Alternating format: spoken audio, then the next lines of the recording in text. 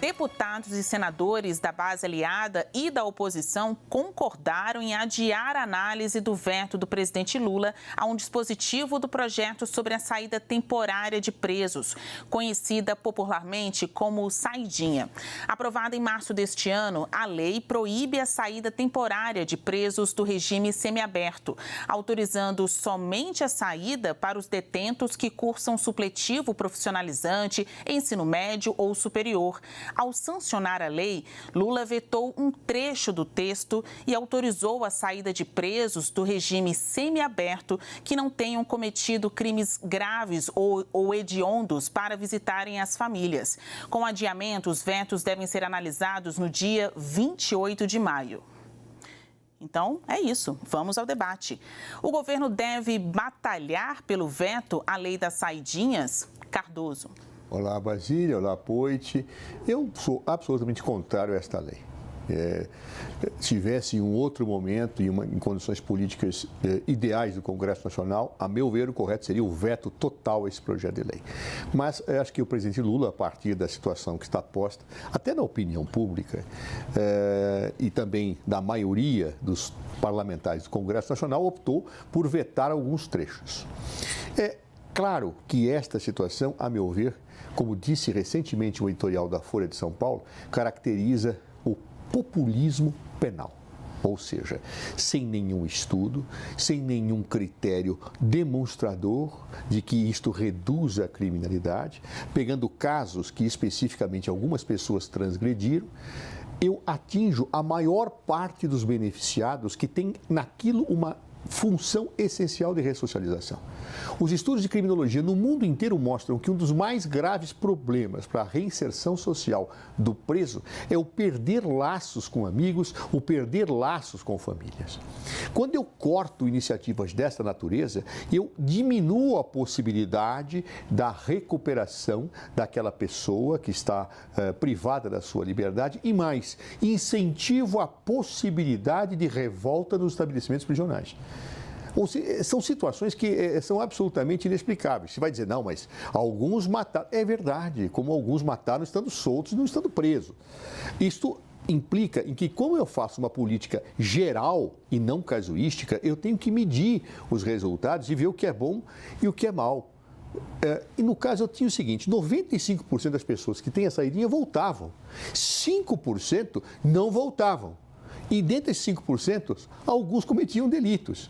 Ora, então o que eu tenho que fazer? Eu vou estudar melhor para verificar a situação em que a saidinha deve ocorrer, quando não deve ocorrer. Isso está relacionado ao tipo de crime, como está se fazendo na lei? Ou será que tem a ver com outras circunstâncias? Com o fato da pessoa estar submetida a uma organização criminosa que até para manter a sua tranquilidade dentro da prisão obriga que ele venha delinquir lá fora? Ele e sua família. Ou seja, nós temos que estudar isso com cuidado. No fundo, ao criarmos essas situações, nós estamos apenas beneficiando as organizações criminosas. Por quê? Porque as organizações criminosas nasceram no Brasil, e é bom que se saiba disso, por força das más condições prisionais. Elas nasceram por força dessas más condições. E ali elas conseguem alimentar-se, renovar seus quadros, projetar as suas ações para fora da sociedade e boa parte desta violência que nós temos hoje e que nos assombra, nos assusta e nos dá uma sensação de impotência no Estado tem a ver com essas organizações criminosas. Agora, como eu não debato isto com a devida seriedade e profundidade, como eu não faço estudos que demonstrem as melhores consequências do ponto de vista da política penal e não há nenhum estudo sério que mostre a relação da diminuição da criminalidade com o fim da saidinha, claro, o que acaba acontecendo? Eu mancheto alguns crimes que são bárbaros e que têm que ser punidos, são inaceitáveis, para formular políticas gerais, como esta do fim da saidinha.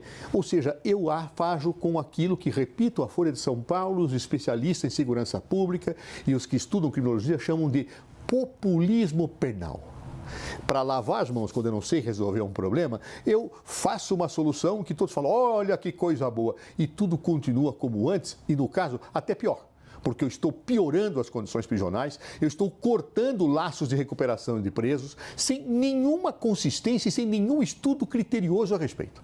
Eu não sou daqueles dogmáticos que acham que nada deve ser pensado e tudo deve ficar como está no âmbito do direito penal. Não acho. Mas eu acho que medidas têm que ser estudadas cuidadosamente para que eu não tenha políticas gerais para tentar obter os aplausos fáceis de setores da população que não tiveram a oportunidade de discutir com seriedade o assunto, né, em detrimento de situações que efetivamente precisariam ser discutidas com mais razoabilidade, com mais cientificidade, com mais propósito. Então, eu acho que o governo deve trabalhar sim em Brasília para evitar a derrubada desses vetos, porque esses vetos, eles minimizam algo que é muito ruim, um tipo de política que é feita pura e simplesmente para ganhar-se votos, sem nenhuma consequência, e o que é pior, piorando o sistema penitenciário e cortando possibilidades de ressocialização ainda mais do que aquelas já tão dificultosas que existem nos dias atuais. Esse é um assunto que foi bastante esticado aqui em Brasília, né? Porque discute, vota, aprova, veta, discute de novo e eles decidem adiar a decisão sobre a manutenção ou não desses vetos. Poit, o governo deve batalhar para manter a lei com essas saidinhas e todas as exceções abertas pelo veto? Primeiro, olá Basília, meu colega Zé Eduardo e todos estão acompanhando o CNN Grande Debate.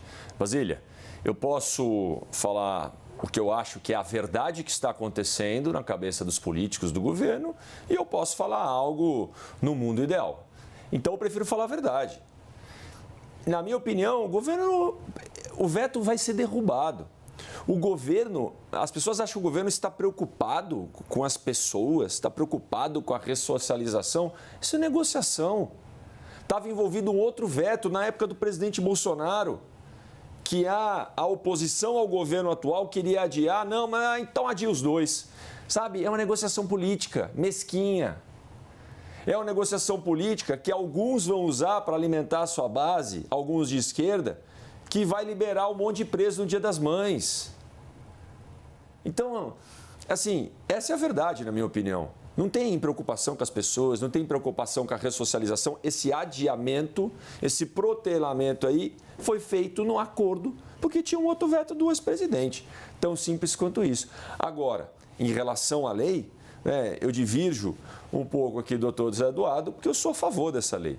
Eu protocolei uma lei parecida com essa, né, e depois endossei o projeto de lei que o capitão Derrite, atual secretário de Segurança de São Paulo, foi o protagonista, que é essa lei que acaba as saidinhas. E no meu projeto, Zé, eu ainda fazia bem específico. Era não permitir mais a saidinha para quem cometeu homicídio, né, contra ascendente e descendente de até 3º grau. O que quer dizer isso, né? O Zé citou ali alguns casos emblemáticos, né? Que aí não tem muita discussão. O Nardoni que joga a filha da janela, a Richthofen que mata o pai na paulada ou a Matsunaga que pica o marido e bota numa mala. É isso. Assim, vai a saidinha para eles ressocializarem com que família? Não faz sentido nenhum. Agora, não são somente esses exemplos para a gente fazer o que o Zé coloca ali bem, populismo penal. Esses 5%, Zé, que não voltam para a cadeia, eles matam pai de família, eles estupram, eles traficam drogas. E tem o que matou o policial em Minas Gerais, e tem o que saiu e estuprou, e tem lá no Rio de Janeiro os traficantes do Comando Vermelho que foram soltos na saidinha e olha lá, não voltaram. Que surpresa. E, portanto, Zé, este projeto, a gente pode analisar as nuances. E eu gosto quando o senhor fala, até com propriedade, quem já foi ministro da Justiça, a gente tem que analisar que caso tem que ter, que caso não tem que ter. Então, eu vou pegar um caso aqui. Uma das mudanças desse projeto, o veto não está nem em discussão nessa minha mudança, que já passou o que eu vou falar. O veto é sobre saidinha para quem está no regime semiaberto e não cometeu crime hediondo. Agora, crimes hediondos. Se eu falar alguma besteira, você me ajuda aí com a tua experiência, Zé, que eu sou administrador empreendedor, tá? Mas o que é crime hediondo? Estupro, homicídio, latrocínio, que é o roubo seguido de morte, e tráfico de drogas. Antes, só tinha saidinha se o crime resultasse em morte. Ou seja, latrocínio, que é roubo seguido de morte, e homicídio. Estuprou, tem saidinha. Traficou drogas, tem saidinha também. Não tem cabimento. Por isso que eu sou muito a favor desse projeto. Acabou com a saidinha para estuprador e para traficante. Eu acho difícil que alguém não vai concordar. E para concluir, quando eu botei meu projeto, Zé, depois, alguns sabem que eu fui candidato a governador aqui em São Paulo, eu não conseguia andar nas comunidades. E aí um cara falou, mas lógico, você foi contra a saidinha? Aí eu falei, então vamos dialogar. E dialoguei com famílias de quem está no sistema prisional. E eles falaram, a gente não pode falar saidinha, montou benefício. Tá bom, montou benefício. E aí eles concordaram comigo, Zé. Tem que diferenciar, estuprador não tem vez não. Nem na favela, e nem no crime, nem na cadeia. Como é que dá saidinha para estuprador? Entendeu? Então, é importante discutir, Zé, e analisar as nuances, mas que a lei estava ruim, na minha opinião, estava. Então, super a favor dessa lei. O governo está protelando por mero acordo político, na minha opinião, Basília. Não tem muito pensamento em ressocialização e esse veto vai ser derrubado assim que for votado. É importante esse destaque de que a lei já está valendo, né? Os itens vetados, que não, esses que tratam da possibilidade do preso sair para ver a família ou participar de atividades de ressocialização. Mas o restante da lei, que na sua essência endurece este benefício da saidinha, isso já está valendo, né? Foi sancionado aí pelo presidente Luiz Inácio Lula da Silva, já está em vigor no Brasil.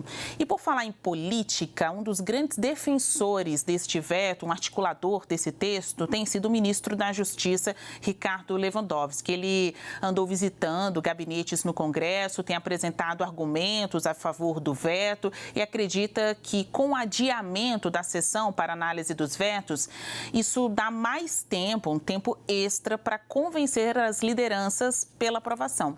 A oposição diz que a derrubada, no entanto, está garantida. Será que o ministro vai conseguir mudar a opinião dos parlamentares, Cardoso? Ainda mais você, que já foi ministro da Justiça. Em quanto tempo dá para mudar a opinião de um deputado e um senador quando o assunto é veto presidencial?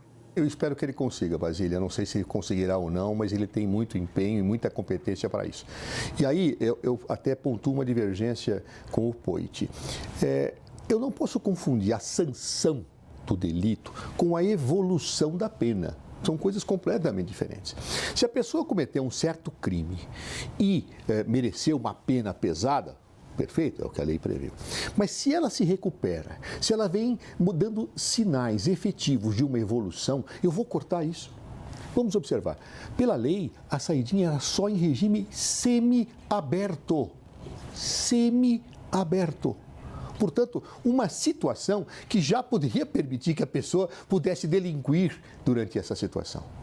Ou seja, durante o estado de coisa em que ele se encontrava. Então, por que eu vou, sem nenhum estudo, e eu tenho certeza, porque se fizer um estudo relacionando a evolução da pena com a dimensão da hediondez do delito, você não vai ter uma diminuição mínima dessa questão relacionada com a saidinha. Claro, por quê? Porque uma coisa é uma coisa, outra coisa é outra coisa. Mas acontece de as pessoas saírem e matar. Sim, podem ter feito isso no regime semiaberto, por exemplo.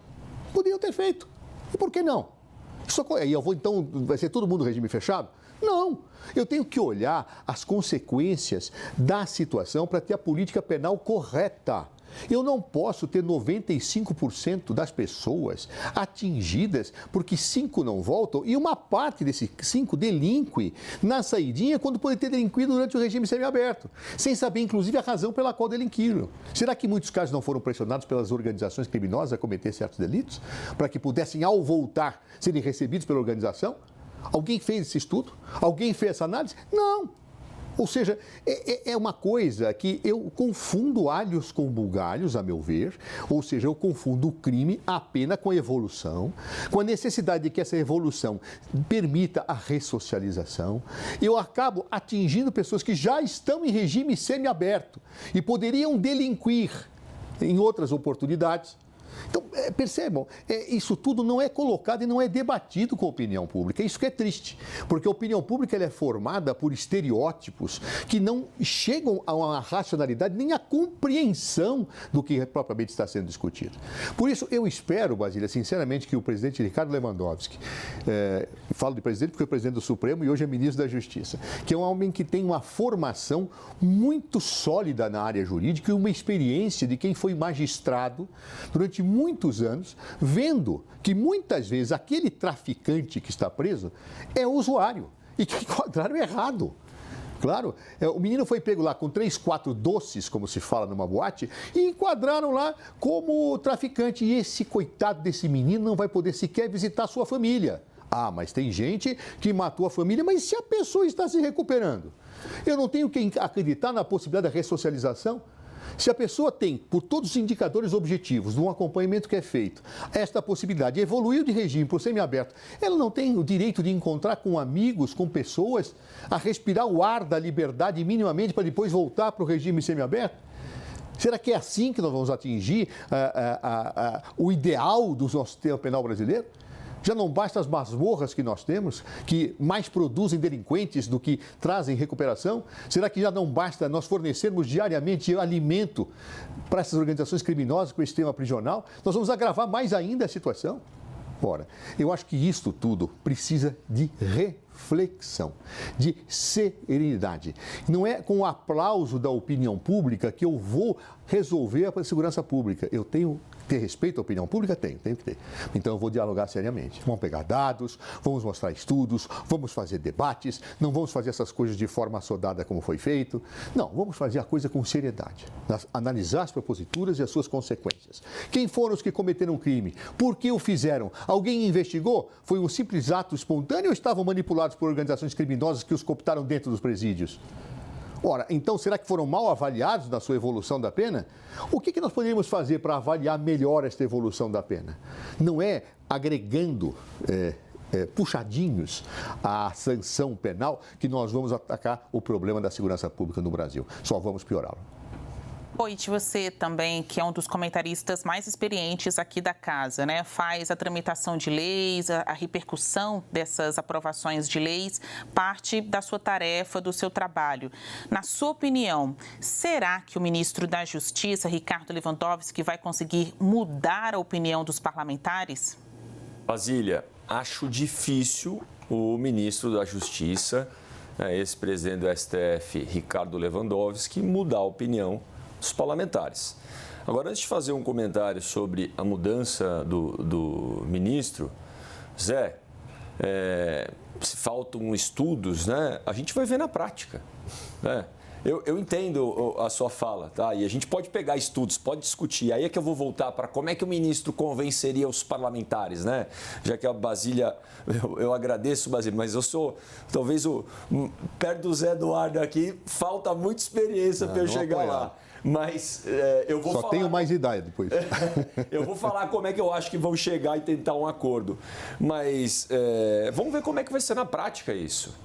E para os bandidos, o custo para se delinquir está aumentando. O custo está aumentando. Porque não é possível que o cara não vai parar para pensar. E não é isso que vai reduzir a criminalidade, não é isso que vai resolver o problema do Brasil. Mas o governo, e eu entendo o seu argumento, foi cooptado pela organização criminosa, porque se não fizer isso é morto, mata a família, e eu entendo o que você está falando. Então o Estado vai resolver como? Dando a saidinha? Não vai resolver, por exemplo, combatendo a organização, tomando conta dos presídios de volta? Não vai resolver? Retomo o exemplo do Compaz em Recife, o exemplo da Praça de Cidadania aqui e o exemplo de Medellín, que já foi a cidade mais violenta do mundo, hoje é mais inteligente e mais inovadora. Ocupar o espaço do crime organizado com oportunidade para os jovens. Não só com a polícia, mas com capacitação, com emprego. Mas não, o Estado deixa a favela lá, o crime lá, o Estado aqui, o crime lá tomando conta da cadeia, o Estado aqui, e aí fica isso mesmo. Então, Zé, eu entendo o seu argumento, ele é válido, mas o Estado tem que fazer alguma coisa sobre isso, para a organização não ficar cooptando a molecada. E, Basília, eu sei que a gente está estourando o tempo, mas a verdade é que se o governo tiver uma tentativa para ganhar esses votos, não vai ser na argumentação técnica que meu querido Zé Eduardo Cardoso está citando. Não vai ser, porque o governo tem ferramentas de cargos e emendas, infelizmente, que ainda são usadas para, entre aspas, obviamente, comprar votos dos parlamentares.